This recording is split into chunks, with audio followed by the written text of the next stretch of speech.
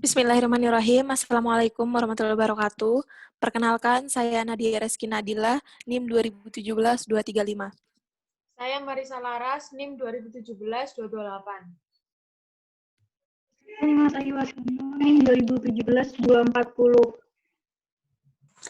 Saya Yoga Bagus Dwi Prasetyo, NIM 2017-230. Saya Kiri Bertiata, NIM 2017-287. Baik, kelompok kami akan mempresentasikan tugas terkait dengan bisnis plan untuk law firm, mulai dari awal perencanaan hingga akhir. Materi pertama akan disampaikan oleh Saudari Marisa. Padanya kami persilahkan. Baik, pada pendirian lembaga hukum ini, saya akan menjelaskan visi-misinya. Sebuah bentuk usaha, baik itu usaha kecil, menengah, ataupun usaha tingkat atas, mayoritas memerlukan sebuah inovasi-inovasi baru untuk mempresentasikan bentuk usaha tersebut. Oleh karena itu, sangat dibutuhkan alur teknologi yang memberikan jasa hukum, terutama menyangkut administrasi hukum. Karena masyarakat Indonesia belum sepenuhnya siap dalam menerima pelayanan jasa hukum yang sepenuhnya berbasis teknologi. Sativa Law Office adalah sebuah jasa pelayanan hukum yang berkonsentrasi pada permasalahan hukum, administrasi hukum, konsultasi masalah hukum. Di sini kami juga memberikan pelayanan seperti LBH atau lembaga bantuan hukum dan lain-lain.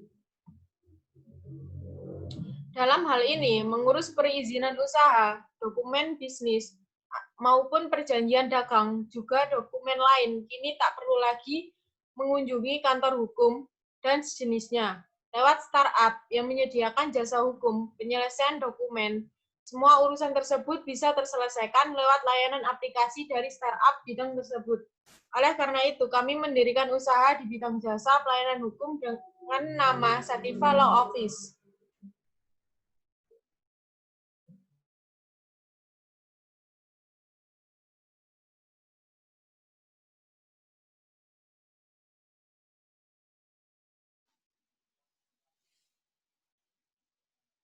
Kemudian materi selanjutnya akan dijelaskan oleh Saudara Yoga.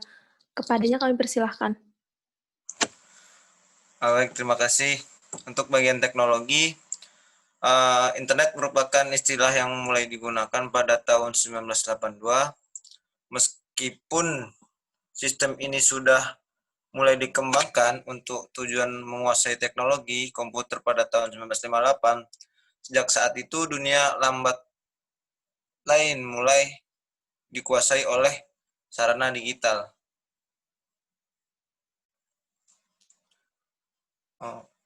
Dalam pengelolaan kantor advokat perlu ada integrasi sistem agar lebih efektif dan efisien. Jasa hukum secara hakikat merupakan hasil kerja yang secara tidak langsung melibatkan sejumlah pihak seperti advokat dan non-advokat itu sendiri. Sebagai contoh, dokumen yang merupakan hasil kerja keras, pengetikan oleh sekretaris, penjilidan oleh staf, dan penyerahan ke klien melalui kurir.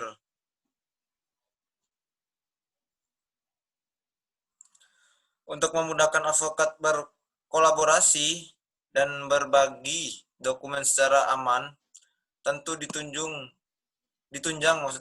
oleh keberadaan teknologi. Selain itu, keuntungan dari adanya teknologi yaitu untuk mengelola mutu dengan memanfaatkan teknologi, karena tanpa itu cepat atau lambat kantor yang tidak serius melakukan pengelolaan mutu akan tertinggal dengan kantor yang lain.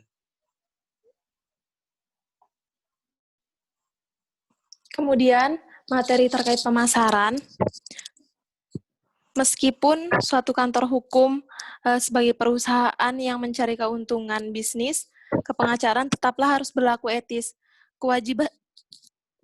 Kewajiban ini bersumber pada ketentuan dalam pasal 8 huruf B KAI yang berbunyi sebagai berikut. Pemasangan iklan semata-mata untuk menarik perhatian orang adalah dilarang, termasuk pemasangan papan nama dengan ukuran dan atau bentuk yang berlebihan. Terkait dengan adanya pembatasan tersebut, maka seorang pengacara seyogianya dapat melakukan suatu cara terobosan dalam melakukan pemasaran bisnis atas jasa hukumnya yang tidak melanggar ketentuan dalam Kode Etik Advokat Indonesia. Terobosan-terobosan yang akan dilakukan dalam pemasaran law firm ini, yakni yang pertama, networking, kemudian website, yang ketiga, sosial media. Adapun penjelasan dari ketiga ini, yang pertama, networking. Poin ini sangat penting karena dengan semakin banyaknya jaringan, tentu law firm ini akan banyak dikenal dan banyak dipercayai. Dengan begitu, akan banyak juga yang akan mereferensikan law firm ini kepada teman-teman atau kolega mereka ketika membutuhkan layanan kami. Usaha-usaha yang akan kami lakukan yakni aktif dalam asosiasi profesional, mengisi seminar atau workshop, dan bergabung di grup-grup online. Kemudian poin yang selanjutnya mengenai website. Keberadaan law firm dimulai dari website. Maka law firm ini tentu harus memiliki website karena pemasaran melalui blogging, kemudian Facebook, email marketing, dan lain sebagainya sangat berkaitan erat dengan website. Tujuan website ini untuk memudahkan klien dalam mencari informasi yang mereka perlukan, memudahkan klien untuk menghubungi, memuat testimoni dari klien, dan intinya untuk memperluas jangkauan yang nantinya akan berdampak pada peningkatan klien. Kemudian yang terakhir mengenai sosial media, mengingat sebagian besar masyarakat beralih ke internet untuk mencari informasi, termasuk mengenai penyediaan jasa hukum, sehingga pemasaran melalui media sosial ini sangat efektif untuk memudahkan para klien dalam menemukan penyediaan jasa hukum, dapat melakukan pengecekan latar belakang seorang penyedia jasa hukum atau advokat, karena hal tersebut sangat penting untuk membangun kepercayaan para klien. Tentu setelah dipercaya oleh klien, maka pengacara wajib memelihara dengan baik dan tepat kepentingan hukum klien sampai dengan pekerjaan selesai secara tuntas dan klien merasa puas atas pekerjaan yang telah dilakukan. Bukan tidak mungkin klien akan bercerita kepada para relasinya tentang pengalaman baik klien tersebut terkait jasa hukum yang telah diberikan pengacara dan akan menyarankan untuk menggunakan jasa hukum sang pengacara bila mana ada relasinya yang membutuhkan. Kemudian materi selanjutnya akan dijelaskan oleh saudari Nimas. Padanya kami persilahkan.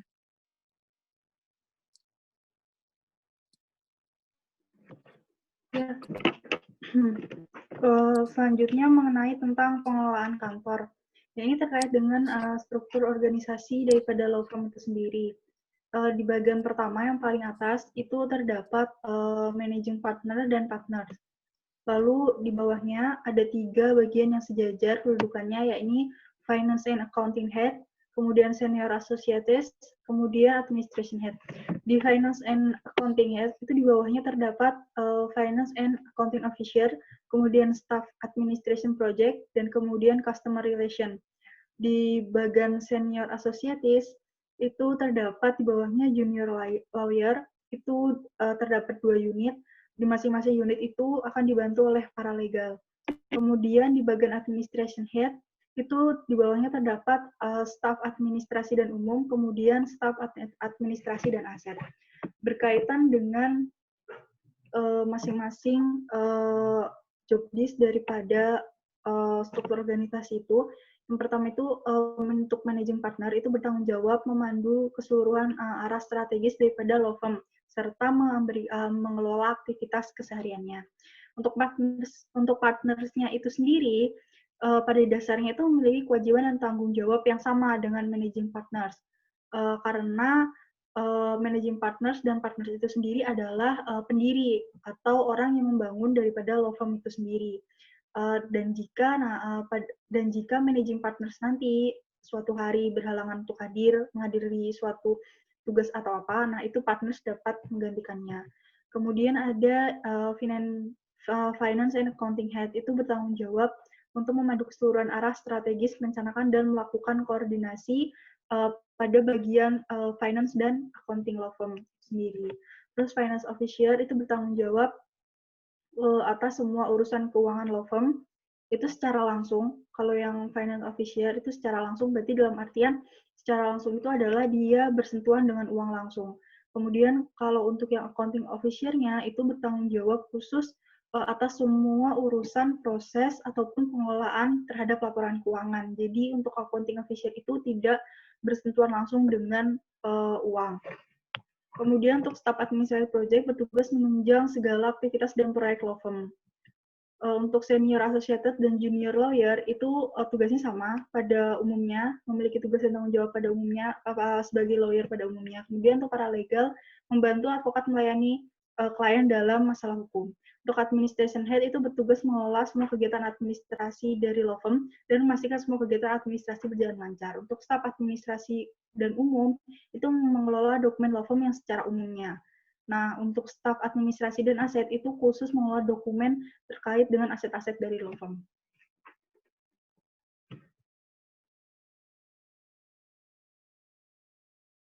Kemudian untuk keuangan dari law firm-nya ini sendiri, itu pertama kita bagi untuk modal. Modal law firm-nya ini jelas berasal dari pendiri atau para pendiri law firm, yaitu para advokat atau partners yang ada di law firm ini. Kemudian pemasukan dari law firm itu berasal dari pembayaran atau tagihan dari klien atau pelayanan atas jasa hukum yang dilakukan oleh law firm. Nah, untuk pengeluarannya sendiri terbagi menjadi dua, pengeluaran pokok dan tambahan. Pengeluaran pokok ini merupakan pengeluaran berupa misalnya pajak terutang, bayar listrik, air, kemudian untuk gaji daripada advokat dan karyawan yang lainnya. Sedangkan untuk pengeluaran tambahan itu pengeluaran yang dibutuhkan atau yang dikeluarkan oleh advokat ataupun partners ataupun karyawan pada saat melakukan pelayanan atau jasa hukum sehari-harinya.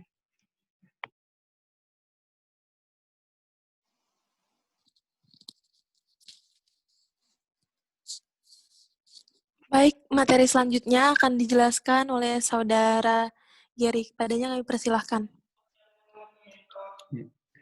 Rekrutmen adalah suatu cara untuk mencari pekerjaan, menjadi karyawan atau pegawai suatu organisasi.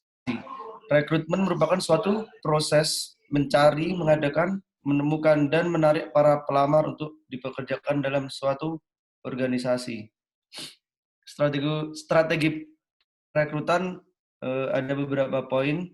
Yang pertama, analisis informasi pekerjaan, yaitu tips pertama sebelum Anda merekrut karyawan baru adalah mendefinisikan pekerjaan yang akan dilakukan karyawan tersebut. Dengan melakukan analisis terlebih dahulu, Anda dapat merumuskan tugas-tugas, tanggung jawab, keahlian, hasil, hingga lingkungan pekerjaan. Informasi-informasi tersebut sangat penting untuk mengembangkan deskripsi pekerjaan untuk karyawan baru. Yang kedua, ada strategi perekrutan karyawan baru bersama unit kerja, yaitu deskripsi pekerjaan terumuskan, lakukan meeting dengan seorang karyawan yang ingin merekrut karyawan baru. Pada proses ini, strategi perekrutan karyawan direncanakan dan dilaksanakan. Anda juga bisa membuat sejumlah daftar atau checklist untuk proses perekrutan nanti. Dan yang ketiga, berhubungan baik dengan kandidat potensial. Anda bisa memulai hubungan baik dengan kandidat potensial jauh sebelum perusahaan Anda merekrut mereka. Hal ini akan membantu Anda memilih kandidat-kandidat terbaik. Semakin banyak kandidat potensial, maka Anda bisa mengalokasikan kandidat potensial di posisi lainnya. Yang keempat, mengecek CV dan membaca surat lamaran. Surat lamaran kerja dan CV yang baik adalah yang sesuai dengan kriteria deskripsi pekerjaan yang Anda terangkan. Lihatlah apakah surat lamaran serta CV pelamar sudah sesuai dengan kriteria yang Anda tuliskan. Pilihlah kandidat yang paling memenuhi persyaratan tersebut. Pisahkan lamaran yang tidak memenuhi kualifikasi dan analisis lebih lanjut lamaran-lamaran yang memenuhi persyaratan. Dan yang kelima, lakukan wawancara penyaringan. Terkadang ada kandidat yang memiliki surat lamaran dan daftar pekerjaan yang baik. Namun saat diwawancara, ternyata pekerjaan tersebut tidak cocok untuk kandidat tersebut. Jadi wawancara penyaringan sangat penting dilakukan. Melalui wawancara saringan, Anda juga dapat menentukan apakah gaji mereka sesuai dengan pekerjaan yang Anda tawarkan. Dan yang keenam, membuat pertanyaan yang tepat. Wawancara adalah salah satu faktor terpenting dalam merekrut karyawan baru. Jadi, cobalah untuk memberikan pertanyaan yang tepat.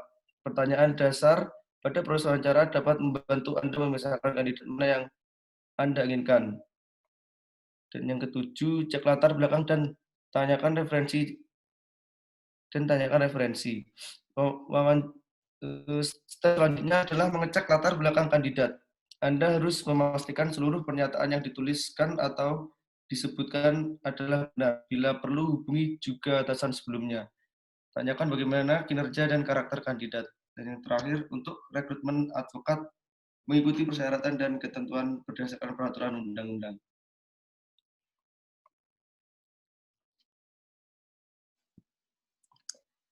Baik, itulah presentasi dari kelompok kami. Sebelum mengakhiri presentasi ini, kami mengucapkan terima kasih banyak kepada Ibu Tinu selaku dosen pengampu pada mata kuliah ini. Kurang lebihnya kami mohon maaf. Wassalamualaikum warahmatullahi wabarakatuh.